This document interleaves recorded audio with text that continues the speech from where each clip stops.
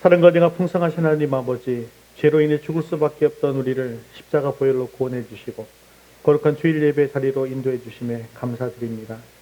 지난 한 주간 내 힘과 내 노력으로 살았다고 착각하며 내 공로를 내세웠던 영적 교만을 고백하오니 이 시간 우리의 죄를 예수의 보혈로 깨끗이 씻어 주시옵소서.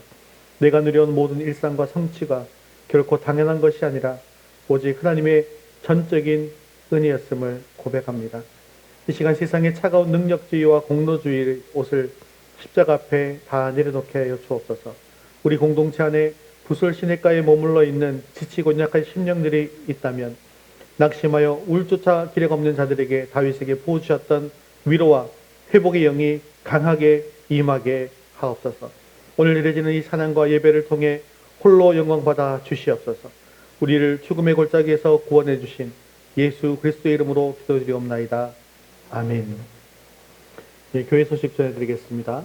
예, 헌신송 후에 주보를 참고해 주셔서 합심기도 제목을 한 목소리로 같이 조금 큰 소리로 읽으시고 난 뒤에 말씀 붙들고 합심기도 해주시면 감사하겠습니다.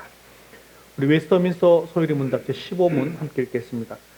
우리 시조가 창조받은 지위에서 타락하게 된 죄는 무엇입니까? 우리 시조가 창조받은 지위에서 타락하게 된 죄는 금하신 열매를 먹은 것입니다. 5월 생명의 말씀 같이 읽겠습니다. 새로운 삶 교재 히브리서 10장 24절에서 25절 말씀. 서로 돌아보아 사랑과 선행을 격려하며 모이기를 패하는 어떤 사람들의 습관과 같이 하지 말고 오직 권하여 그날이 가까움을 볼수록 더욱 그리하자. 히브리서 10장 24절에서 25절 말씀. 아멘. 이제 우리의 시선을 하나님께로 올려드리겠습니다. 사도신경 하시겠습니다.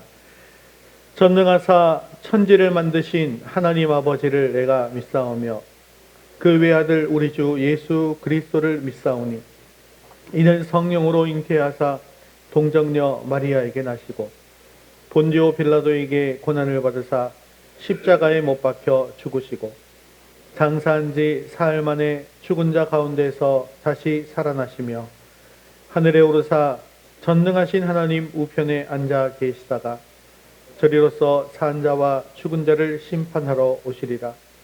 성령을 믿사오며 거룩한 공예와 성도가 서로 교통하는 것과 죄를 사하여 주시는 것과 몸이 다시 사는 것과 영원히 사는 것을 믿사옵나이다. 아멘. 오늘도 우리의 찬양과 영광을 받으실 하나님께 기쁨으로 찬양드리겠습니다. 찬송가 310장 하나님의 은혜로 찬송드리겠습니다.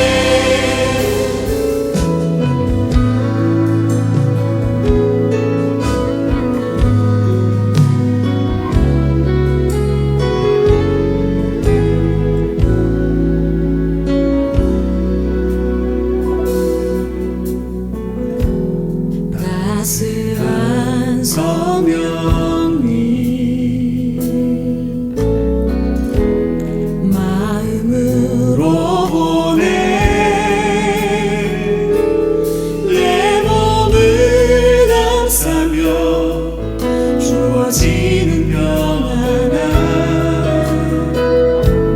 만족감을 느끼네.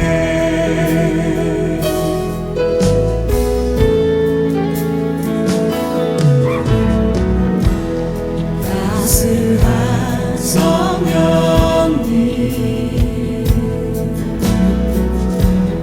마음으로 보내 내 몸을 감싸며 주어지는 평안함 만족감을 느끼네. 부르신 곳에서 나는 예배하네. 어떤 상황에도 나는 예배하네. 부르신 곳에서 나는 예배하네. 어떤 상황에도 나는 예배하네.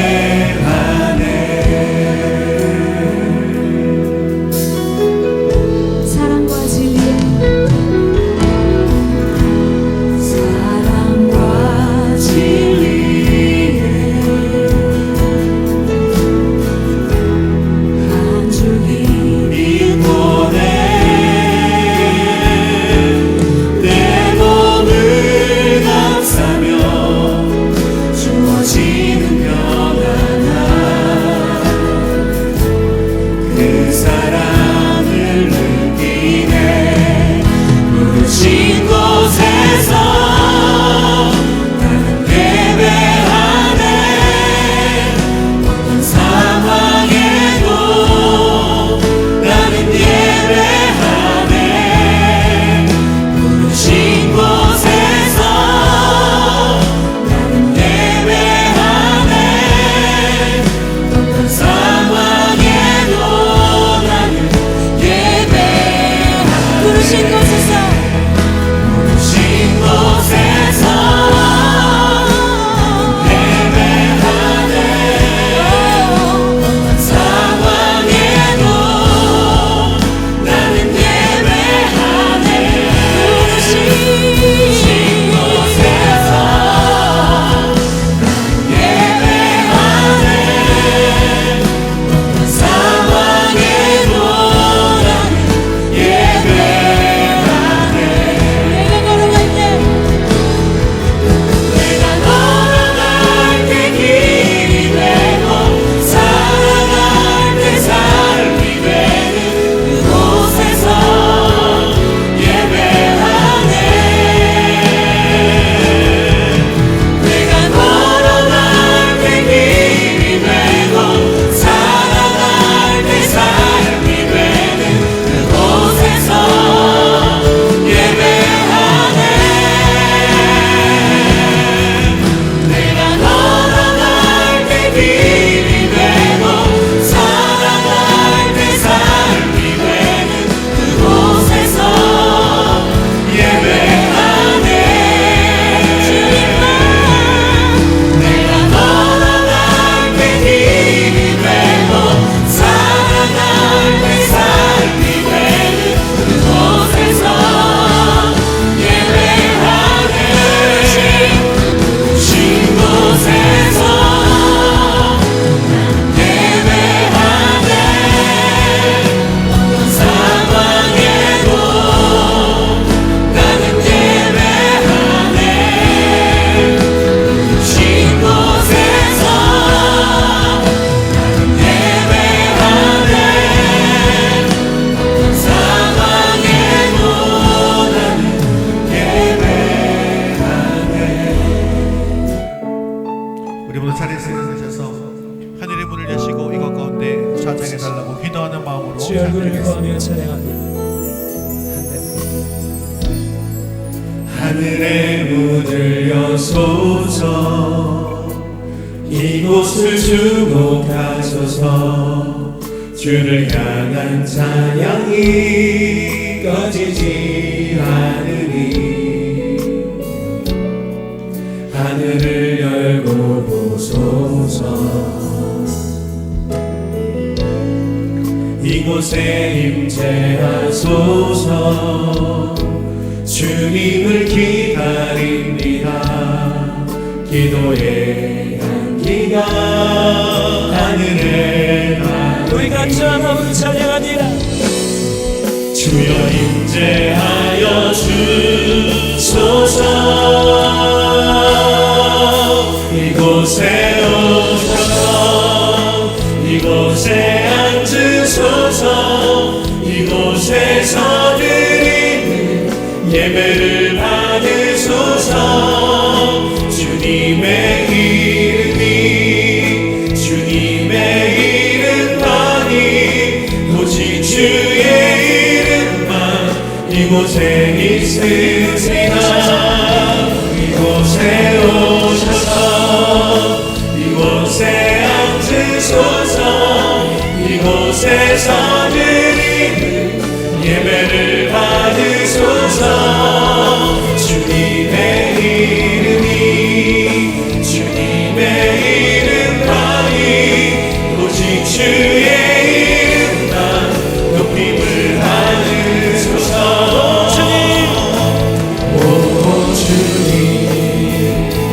세우소서.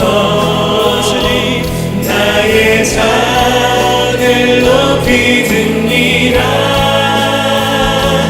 하늘 양식 내게 채워주소서. 넘치도록 우리 사모를 심령으로 함께 주 성령을 찬양하며 오 주님 채우소서. 나의 잔을 높이 듭니다. 하늘 양식 내게 채워주소서. 넘치도록 채워주소서. 자리에 앉아서 함께 예배를 위해서 기도하겠습니다. 오늘 우리 예배 가운데 충만하게 임하여 주셔서 우리 예배를 기뻐 받아 주시옵소서. 주님의 음성을 듣게 하시고 말씀 통하여 주님의 뜻을 이루어갈 결단 있게 달라고 함께 기도하신 후에 서지수 성도님 대표로 기도하시겠습니다. 하늘 양식 내게 채워주소서. 넘치도록 채워. 우리 사모를 심령으로 함께 주 성령을 찬양하며 오 주님 채우소서. 나의 잔을 높이 듭니다. 하늘 양식 내게 채워주소서. 넘치도록 채워주소서. 사랑과 은혜가 풍성하신 하나님 아버지, 오늘도 우리를 주님의 거룩한 성전으로 불러주시고 온망과 정성을 다해 예배드리게 하심에 감사드립니다. 지난 한 주간도 세상 속에서 살아가며 주님의 말씀대로 살지 못하고 우리의 연약함으로 지은 모든 죄와 허물을 이 시간 고백합니다. 예수 그리스도의 보배로운 피로 우리의 죄를 깨끗이 씻어주시고 오직 주님의 은혜로만 새로워지는 시간이 되게 해주세요. 특별히 주님의 뜻과 섭리 가운데 세워주신 우리 위더스 교회가 성령의 뜨거운 역사가 살아 숨쉬는 교회가 되게 해주세요. 상처받은 영혼들이 찾아와 위로를 얻고 영적으로 갈급한 자들이 생명수를 마시는 구원의 방주가 되기를 원합니다. 우리 성도들이 한마음 한뜻이 되어 사랑으로 연합하게 하시고 지역사회와 이웃에게 예수님의 사랑을 널리 전하는 빛과 소금의 역할을 감당하게 해주세요. 이 시간 단위에 세우신 담임 목사님께 성령의 능력을 더하여 주세요. 선포되는 말씀을 통해 우리 영혼이 깨어나게 하시고 삶에 지친 무릎이 다시 일으켜 세워지는 기적의 시간이 되게 하여 주세요. 목사님의 영역 간의 강건함을 지켜주시고 사역 위에도 늘 복을 더하여 주세요. 모든 성도님들의 가정 위에도 크신 은혜를 부어주세요. 우리 중심을 보시는 주님께서 이 예배를 기쁘게 받아주실 줄 믿사오며 우리를 구원하신 예수 그리스도 이름으로 간절히 기도드립니다. 아멘.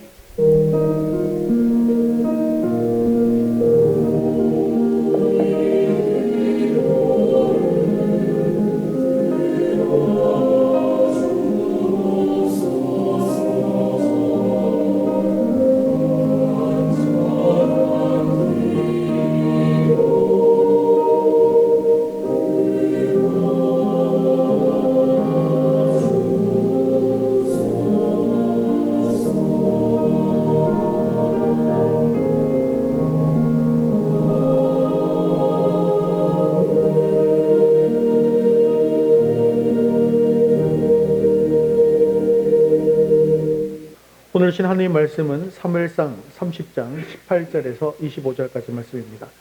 사무엘상 30장 18절에서 25절까지 말씀 구약성경 460면에 있습니다. 한 목소리로 같이 읽겠습니다.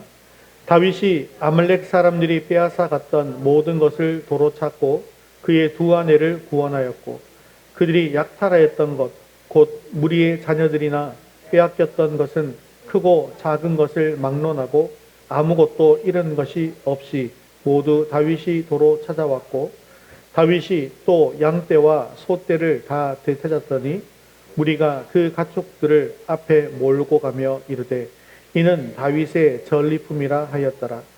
다윗이 전에 피곤하여 능히 자기를 따르지 못하므로 부솔 시내에 머물게 한 200명에게 오매 그들이 다윗과 그와 함께한 백성을 영접하러 나오는지라. 다윗이 그 백성에게 이르러 문안하매 다윗과 함께 갔던 자들 가운데 악한 자와 불량배들이 다 이르되 그들이 우리와 함께 가지 아니하였은즉 우리가 도로 찾은 물건은 무엇이든지 그들에게 주지 말고 각자의 처자만 데리고 떠나가게 하라 하는지라. 다윗이 이르되 나의 형제들아 여호와께서 우리를 보호하시고 우리를 치러 온 그 군대를 우리 손에 넘기셨은즉 그가 우리에게 주신 것을 너희가 이같이 못하리라. 이 일에 누가 너희에게 듣겠느냐? 전쟁에 내려갔던 자의 분깃이나 소유물 곁에 머물렀던 자의 분깃이 동일할지니 같이 분배할 것이니라 하고 그날부터 다윗이 이것으로 이스라엘의 율례와 규례를 삼았더니 오늘까지 이르니라. 아멘. 이 세상에는 우리가 즐겨 듣는 두 가지 종류의 이야기가 있습니다. 하나는 바로 성공 스토리입니다. 서점의 베스트셀러나 잡지의 커버 스토리를 장식하는 이야기들이 주로 여기에 속하는 것이죠. 내용을 들어보면 저는 찢어지게 가난한 집에서 태어났습니다. 부모님의 지원도 없었고 환경도 열악하기 그지 없었습니다. 하지만 저는 굴하지 않았습니다. 남들이 잠을 잘 때 코피를 쏟아서 공부를 열심히 했고 남들이 놀 때에도 저는 뼈를 깎는 듯한 고통으로 일했습니다. 수많은 실패가 있었음에도 불구하고 남들이 가지지 않은 그런 굳은 결 의지가 제게 있었기 때문이죠. 그 결과 저는 명문대에 합격했고 좋은 대기업에 취업했으며 지금은 사업을 해서 수백억 대의 자산가가 되었습니다. 뭐 이런 이야기들을 우리가 듣게 되면 이런 성공 스토리들이잖아요. 우리의 가슴을 뛰게 만듭니다. 아, 나도 저 사람처럼 노력하면 성공할 수 있겠지? 라고 하면서 주먹을 불끈 쥐게 됩니다. 이렇게 자수성가한 기업가의 이야기를 들으면 감탄이 저절로 나옵니다. 그런데 여러분, 시간이 지나면 어떻습니까? 아무리 뼈를 깎는 노력을 해도 뜻대로 되지 않는 이 현실의 벽에 부딪히게 되어질 때에 우리는 깊은 절망과 열등감에 빠지게 되는 것이죠. 나는 의지가 부족한가 봐. 나는 저 사람만큼 머리가 좋지 않아 하고 스스로를 자학하게 됩니다. 결국 이 세상의 성공 스토리라고 하는 것은 승자에게는 지독한 교만을 남겨주게 되고 다수의 패자에게는 치유할 수 없는 깊은 상처와 우울증을 남길 뿐이라는 것이죠. 이것이 바로 철저한 공로주의와 능력주의가 지배하는 세상의 잔인한 민낯이라고 얘기할 수 있습니다. 그런데 성경은 우리에게 전혀 다른 두 번째 이야기를 들려주고 있습니다. 그것은 바로 성공의 이야기가 아니라 은혜의 이야기입니다. 은혜의 이야기는요, 구도 자체가 완전히 다릅니다. 저는 정말로 형편없는 사람이었습니다. 무능했고요, 게을렀고요, 삶은 죄악으로 무질서한 인생이었습니다. 툭하면 남을 탓했고 알량한 자존심으로 똘똘 뭉쳐 있었던 사람이었습니다. 제 힘으로는 도무지 헤어나올 수 없는 깊은 절망의 수렁에 빠져서 죽고 있었습니다. 근데 여러분, 놀라지 마십시오. 제가 지금 이렇게 당당하고 기쁨이 넘치는 삶을 살게 된 것은 제가 무언가를 해낸 것이 아닙니다. 자격 없는 저를 포기하지 않으시고 찾아와 주신 그분이 계셨기 때문입니다. 그분이 저를 저 깊은 수렁 진흙탕에서 구원해 주셨고 씻어 주셨고 새로운 생명을 주셨습니다. 제가 지금 이 자리에 있는 것은 오직 전적인 하나님의 은혜입니다. 이것이 바로 개혁주의 신앙이 고백하는 참된 복음, 즉 은혜의 스토리라는 것이죠. 오늘 본문에는 이 잔인한 성공 스토리의 논리와 생명을 살리는 은혜의 스토리의 논리가 정면으로 충돌하는 그런 현장이 기록되어져 있습니다.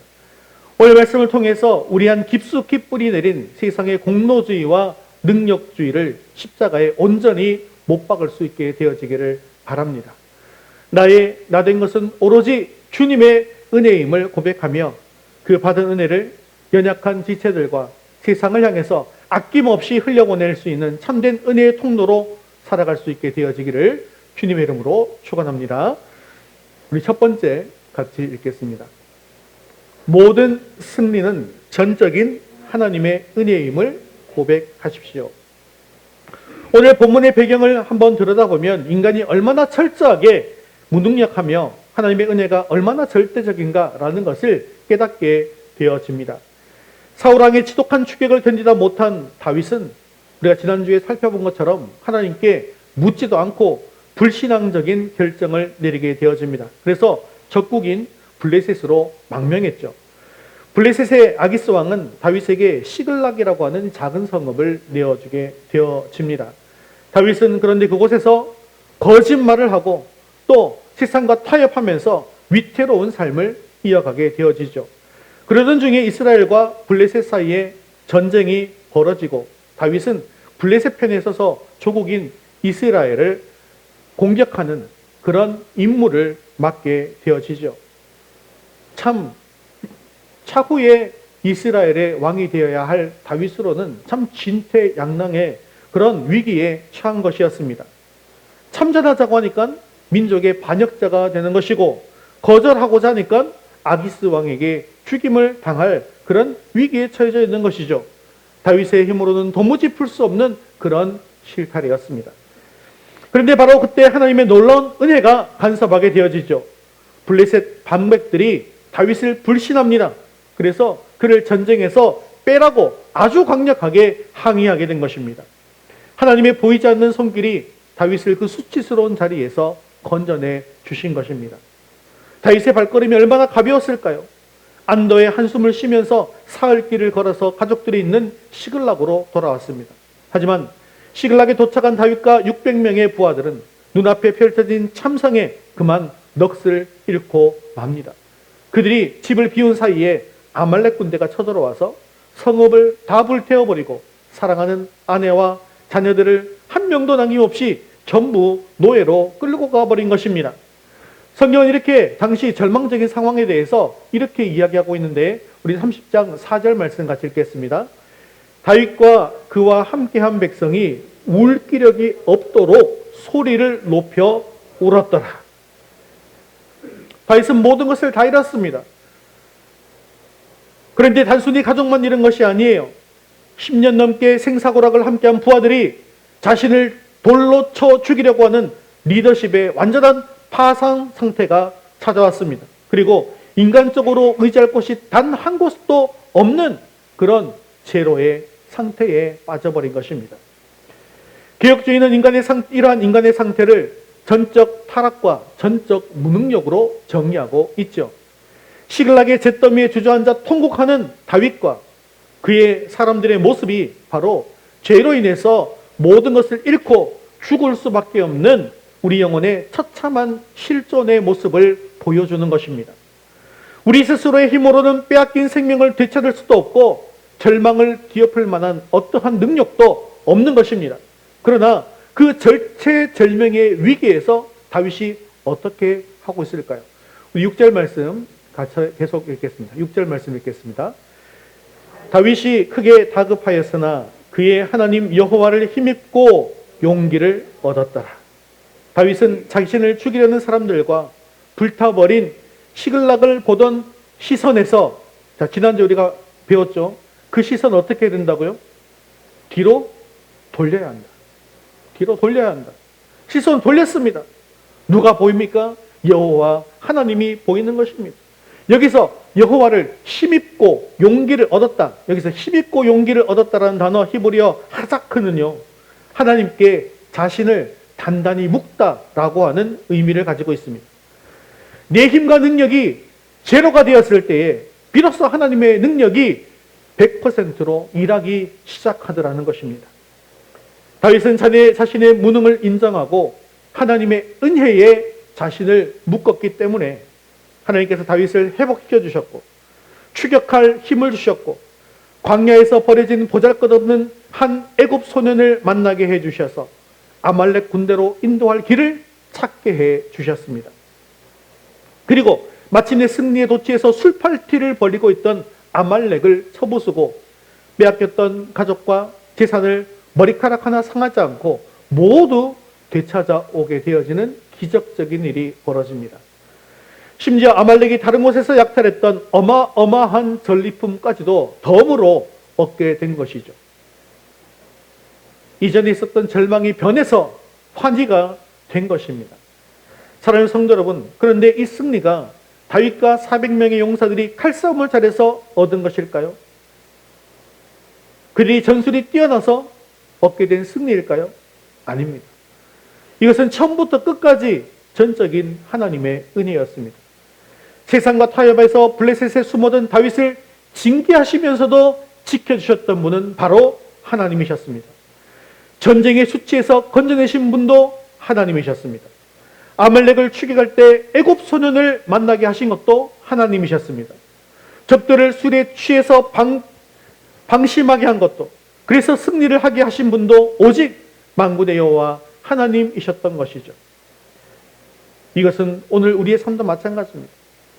성도 여러분, 지금 우리가 누리고 있는 건강, 우리가 가진 이 작은 지식, 우리가 이루고 있는 이 작은 성취가 진정 내 힘과 내 노력으로 이루어진 것입니까?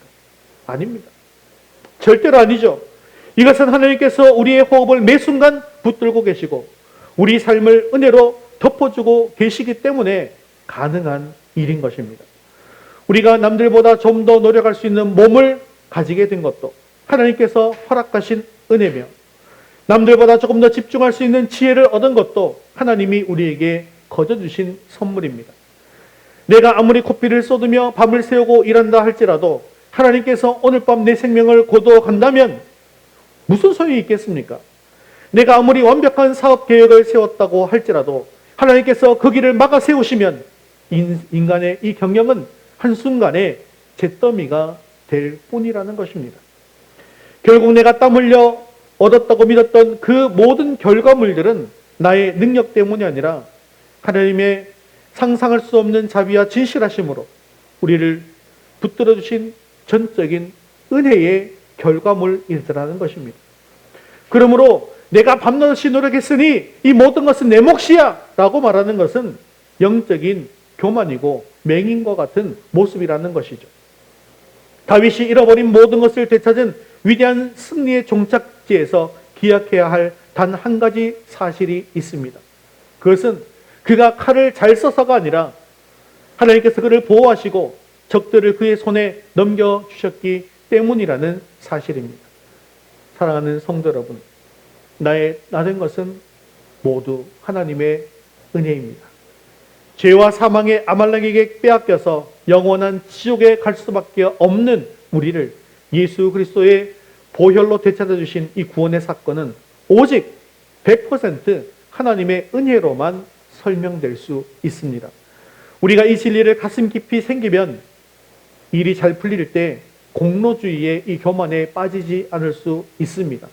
또한 반대로 일이 꼬이고 실패할 때 절망의 늪에 빠지지 않을 수 있습니다.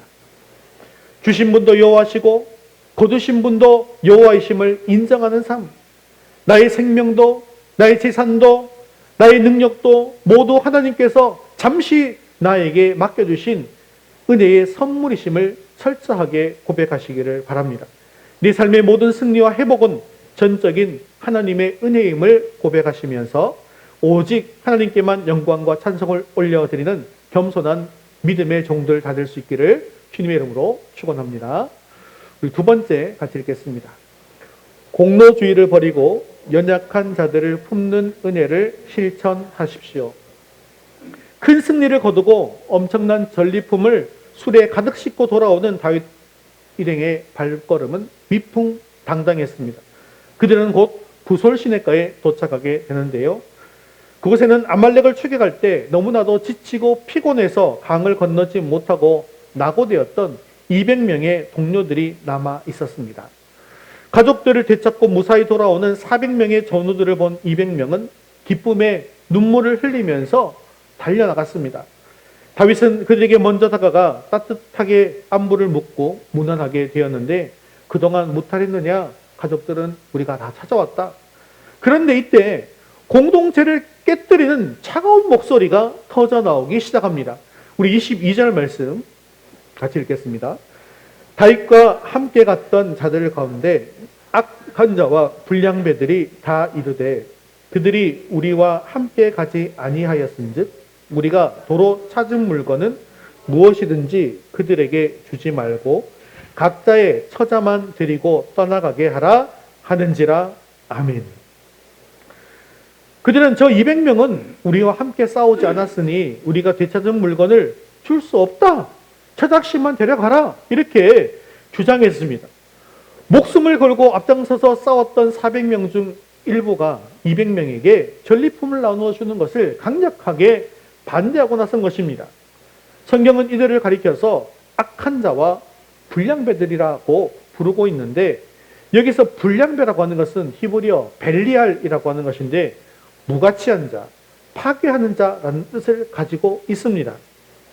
그런데 이들은 다윗과 함께 하나님을 예배하던 자들이었습니다.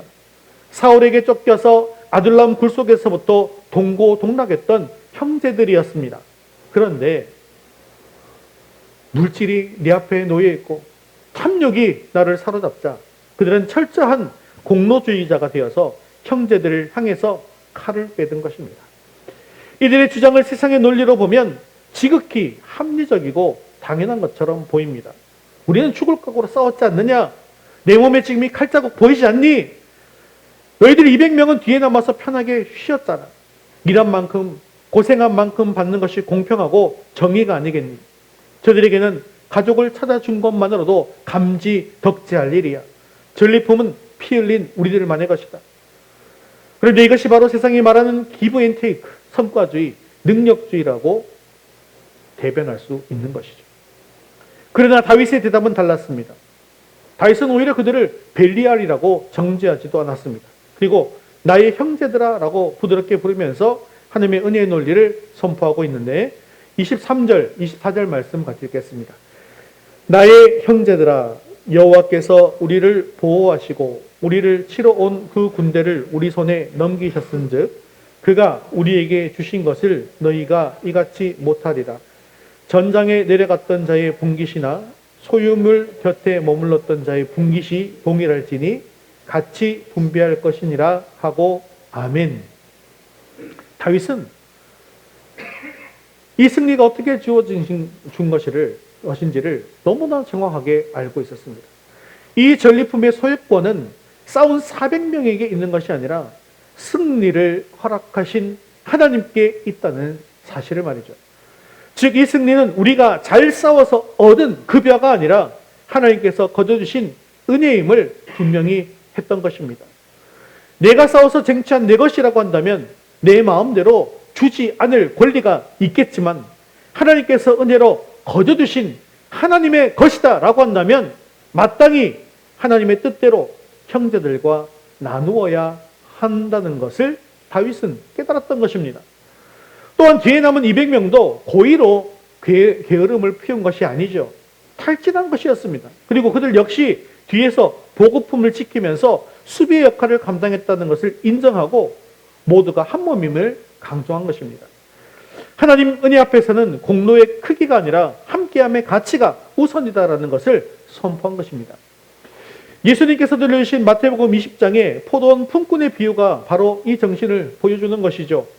아침 6시부터 와서 하루 종일 띠약볕 아래에서 일한 품꾼이나 오후 5시쯤에 와서 겨우 1시간 일한 품꾼이나 똑같이 한 데나리온을 받았습니다.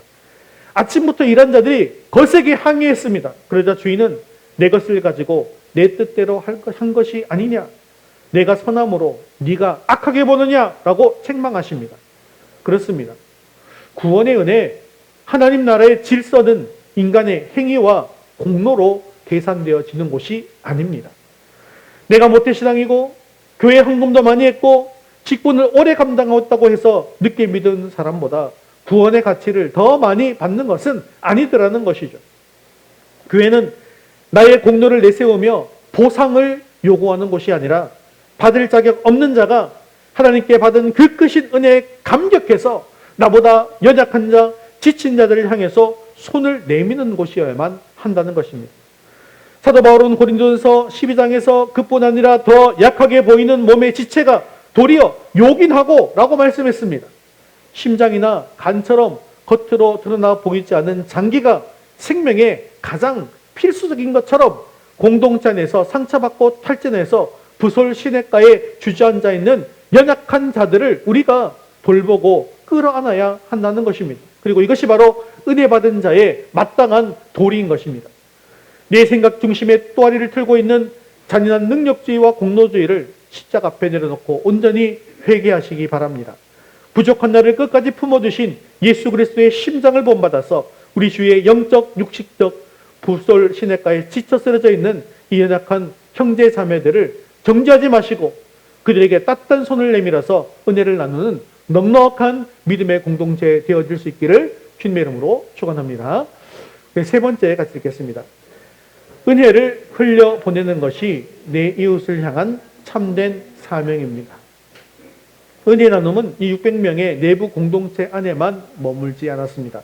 다윗은 시글락으로 돌아온 이후에 자신들에게 배당된 엄청난 전리품을 자기들끼리만 누리면서 배불리 먹고 마시는데 사용하지 않았다는 것이죠. 26절 이하를 보면 다윗은 그 전리품들을 포장해서 유다의 장로들과 헤브론, 베델 등 무려 13개가 넘는 이 남방의 여러 선읍들에게 선물로 보내는데 우리 26절 말씀 같이 읽겠습니다. 다윗이 시글락에 이르러 전리품을 그의 친구 유다 장로들에게 보내어 이르되 보라 여호와의 원수에게서 탈취한 것을 너희에게 선사하노라 하고. 자, 이 말들은요 다윗이 사울에게 쫓겨다닐 때 은신처를 제공해주고 물실 양면으로 도움을 주었던 그 은인들의 성읍이었습니다. 다윗은 10년이 넘는 긴 도망자 생활 속에서 자신을 외면하지 않고 품어주었던 이들의 은혜를 또한 결코 잊지 않았던 것이죠. 이제 상상할 수 없는 큰 재물이 생겼을 때 다윗은 그것을 자신의 창고에 쌓아두지 않고 개인적인 부귀영화를 누리려고도 하지 않았습니다. 그는 그 재물을 하나님이 나를 통해 세상을 축복하고 주신 도구라고 인식한 것입니다. 이것이 바로 개혁주의에서 말하는 성화와 선행의 참된 의미인 것입니다. 우리는 선행을 통해서 구원받는 것이 결코 아니죠. 구원은 오직 믿음과 하나님의 은혜로만 주어집니다. 그러나 참된 은혜는 이 구원받은 자로 말미암아서 그 삶에 반드시 그 은혜가 흘러넘치게 하고 이웃을 향한 사랑의 실천이라고 하는 열매를 맺도록 해준다는 사실입니다. 야고보 사도가 행함이 없는 믿음은 죽은 것이다 라고 말씀하신 것은 바로 이 점을 지적한 것입니다. 우리는 은혜의 저수지에 고여서 썩어가는 물이 아니라 세상을 살리는 은혜의 유통자가 되어야 한다는 것이죠. 오늘 많은 그리스도인들이 착각하는 것이 있습니다. 시험에 합격하고 좋은 직장에 취직하고 사업이 번창해서 부를 축적하는 것 그 자체를 신앙의 최종 목표고 또는 복이라고 생각하더라는 겁니다. 그러나 성경이 진짜 말하고 있는 복은 내가 그 많은 재물을 가지고 있는 것이 아니라 나누어 주는 것이다라고 이야기합니다. 하나님께서 우리 고등학생에게 남다른 지혜와 좋은 성적을 주셨다고 한다면 그것은 나 혼자 이루돼 가고 좋은 직장 가서 떡떡거리고 살라고 주신 것이 아닙니다. 뒤쳐서 힘들어하는 친구들의 멘토가 되어주고 그들을 돕기 위함이라는 것이죠. 우리 청년들에게 남들보다 뛰어난 재능과 또 좋은 직장도 더해주셨다면 그것은 이기적인 스펙을 자랑하는 것이 아니라 이 사회에 소외된 이웃을 섬기고 하나님 공의를 실현하는 도구로 쓰임받기 위함이라는 것이죠. 또한 우리 성도들에게 물질의 복과 건강과 사회적 지위를 주셨다고 한다면 그것은 부동산을 누리고 노후를 완벽하게 보장하라고 주신 것이 아니라 가난한 자와 선교지를 돌아보고 교회를 든든히 세우는 일에 거룩하게 낭비하라고 주신 사명이라는 것이죠.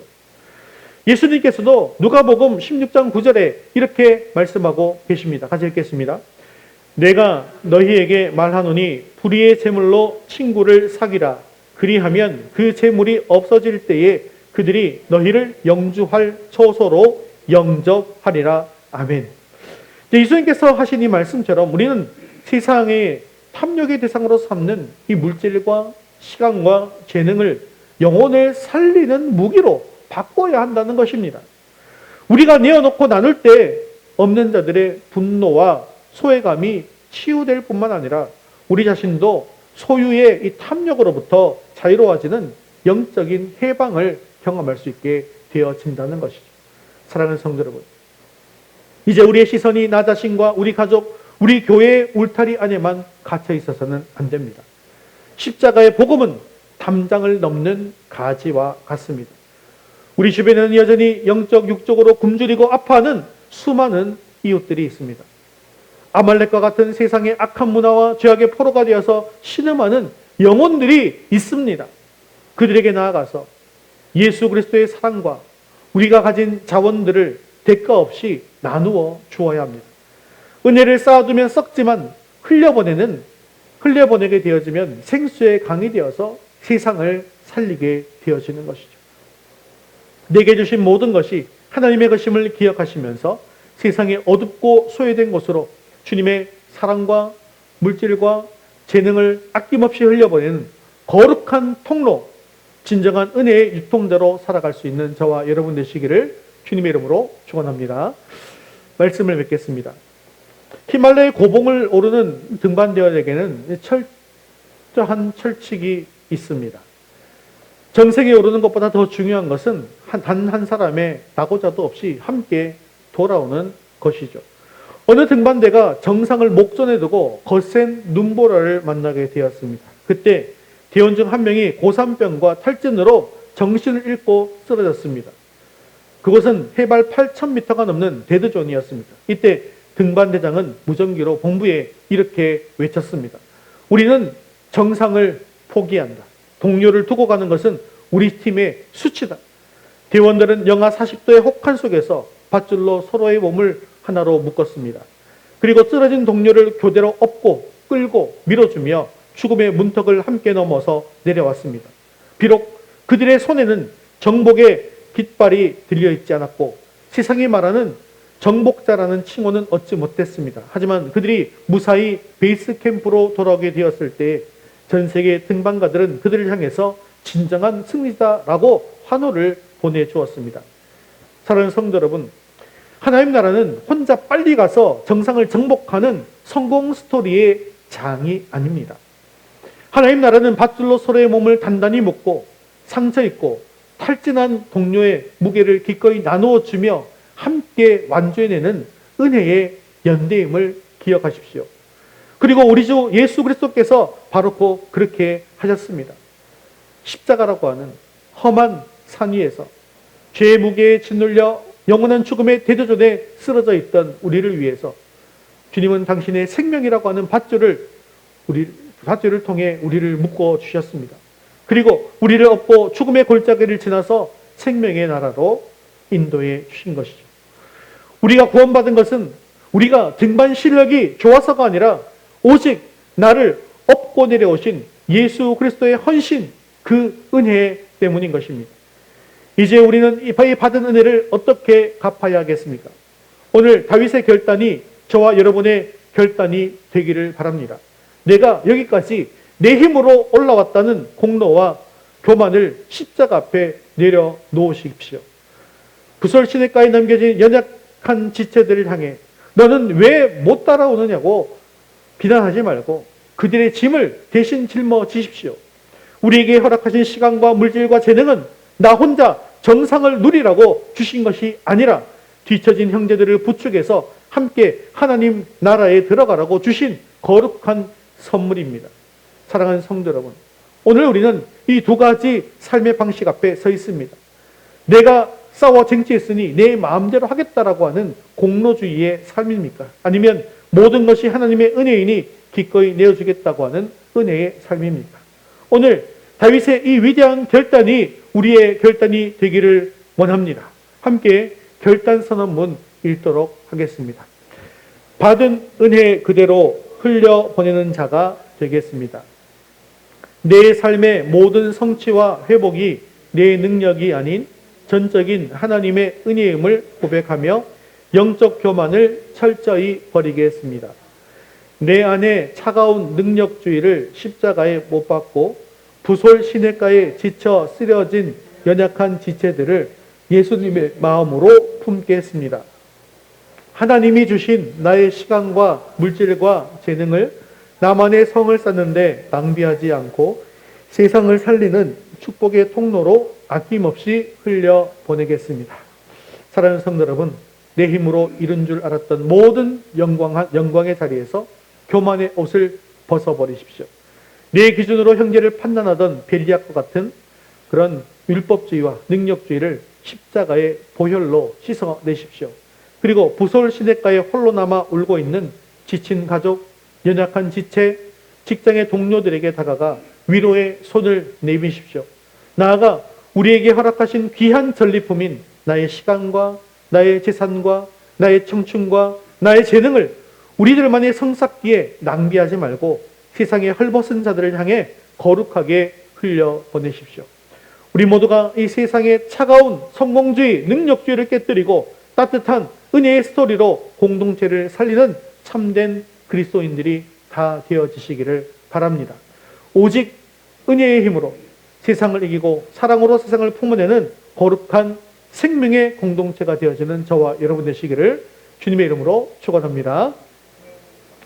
헌신송 드릴 텐데요. 아마 헌신송 들어보시면서 이거 별로 들어본 적이 없는데 라고 생각하실 수도 있어요. 왜냐하면 이게 제가 고등학교 시절에 제일 많이 불렀던 찬양입니다. 고등학교 시절에 제일 많이 불렀고 그게 한 30년 정도 된 것이죠. 요즘은 좀 많이 부르지 않는 그런 찬양이라 그런데요. 오늘 우리가 들었던 이 말씀과 너무나도 딱 맞는 찬양입니다. 우리는 늘 내가 이만큼 했으니까 내가 이만큼 대접받아야 한다라고 하는 세상의 이 계산법에 익숙해져 있었습니다. 하지만 우리 주님의 사랑은 거절할 수 없는 부피로 우리에게 찾아와서 아무 공로 없는 우리를 거듭나게 해주신 것이죠. 그러므로 이제는 나를 위해 쌓아두었던 삶을 멈추고 나를 이끄신 주님을 위해서 그리고 주님이 사랑하시는 그 연약한 지체들을 위해서 내 남은 생애를 드리기로 결단하기를 원합니다. 나의 모든 것 주님 위해서 사용하시옵소서. 이 간절한 마음을 담아서 함께 찬양드리겠습니다. 다 함께 자리에서 일어나셔서 헌신송 나의 나 된 것은 찬양드린 후에 기도와 축도로 예배를 마치겠습니다.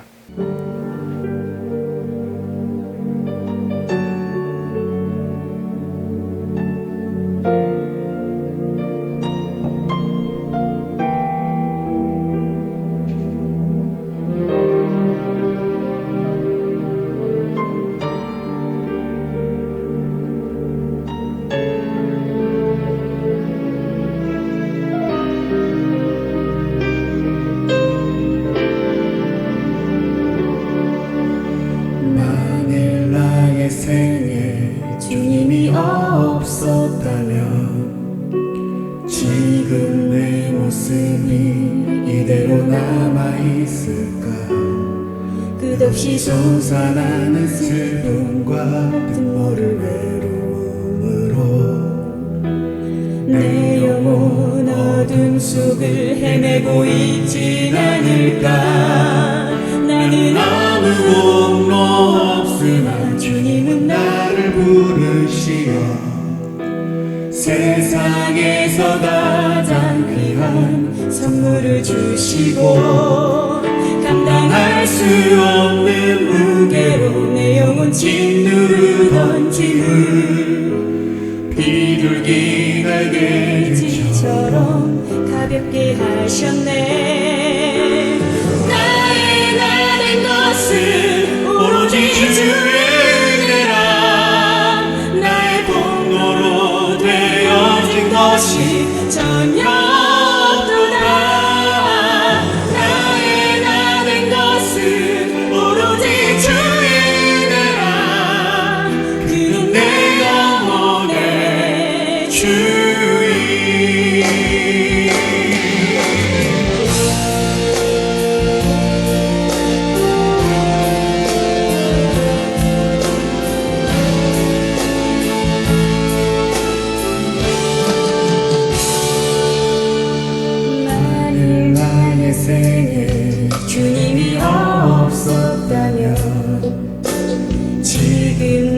모습이 이대로 남아있을까 끝없이 오고 가는 인생 그 모든 삶의 의미를 헛된 곳에서 찾아 헤매고 있진 않을까 나는 갈 길을 몰랐으나 주님은 나를 이끄시어 가장 복된 삶의 길을 가르쳐 주시고 거절할 수 없는 부피로 다가온 사랑의 주님 그의 생명의 빛에서 나는 거듭났네 나의 나는 것은 오로지 주의 은혜라 나의 공로로 되어진 것이 전혀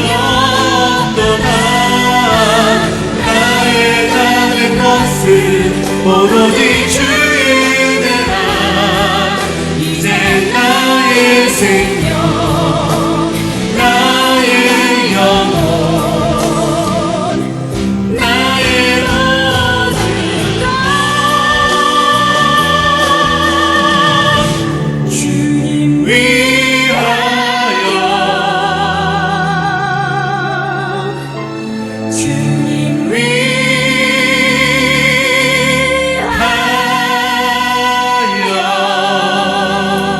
위하여 이 시간을 함께 헌신기도 제목 주보를 보며 함께 같이 읽겠습니다.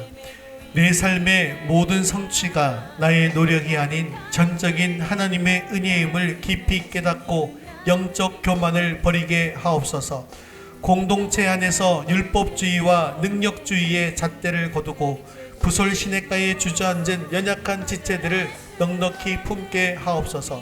하나님께서 허락하신 귀한 전리품들을 나만을 위해 쌓아두지 않고 영혼을 살리는 일에 거룩하게 흘려보내게 하옵소서. 함께한 목소리로 말씀 붙들고 기도하겠습니다. 나의 나는 것은 오로지 주의 은혜라 나의 복으로 되어진 것이 전혀 없도다 나의 나는 것은 오로지 주의 은혜라 이제 나의 생명 나의 영혼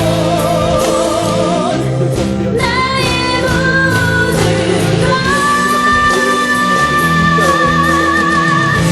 주님 위하여 주님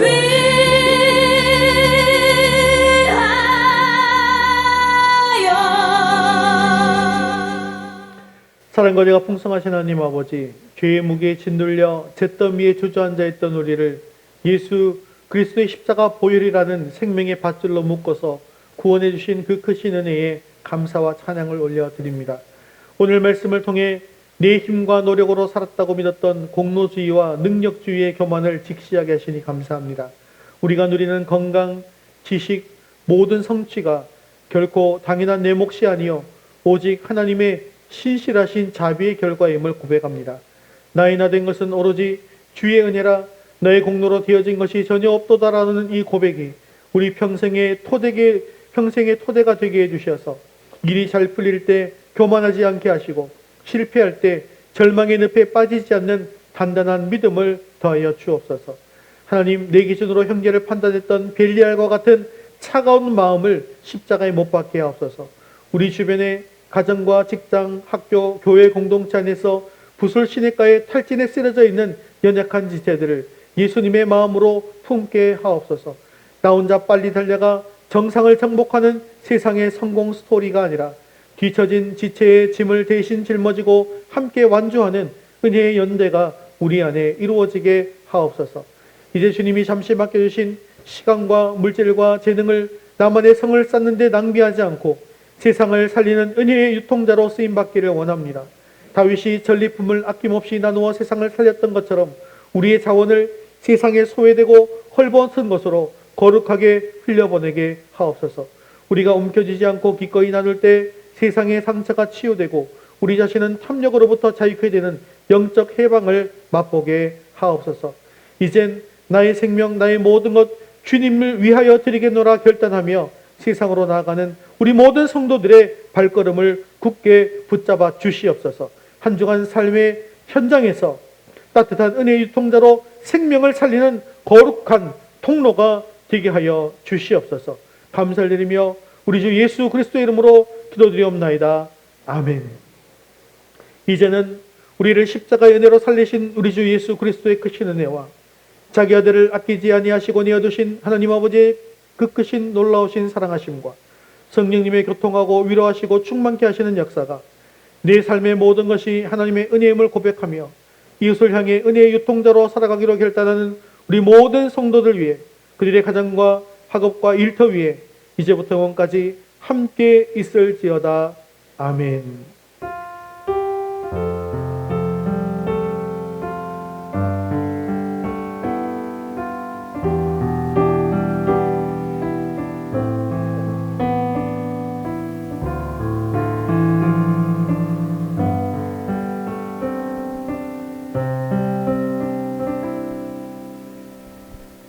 예, 우리 5월 파송 찬양 함께 찬양드리겠습니다.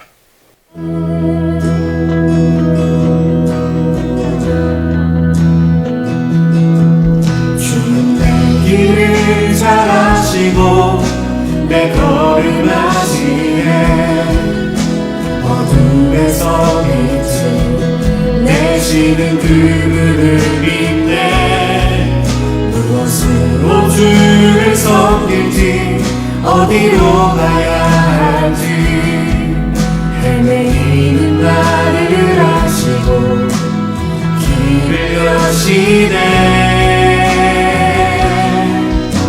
내 삶은 주의 것 내 삶은 주의 것 온전한 신뢰를 주께 드리네 보이지 않아도 믿음으로 걷네 주 영광 바라보며 주만 따르네 내 삶은 주의 것내 삶은 주의 것 온전한 신뢰를 주께 드리네 보이지 않아도 믿음으로 걷네 주 영광 바라보며 주만 따르네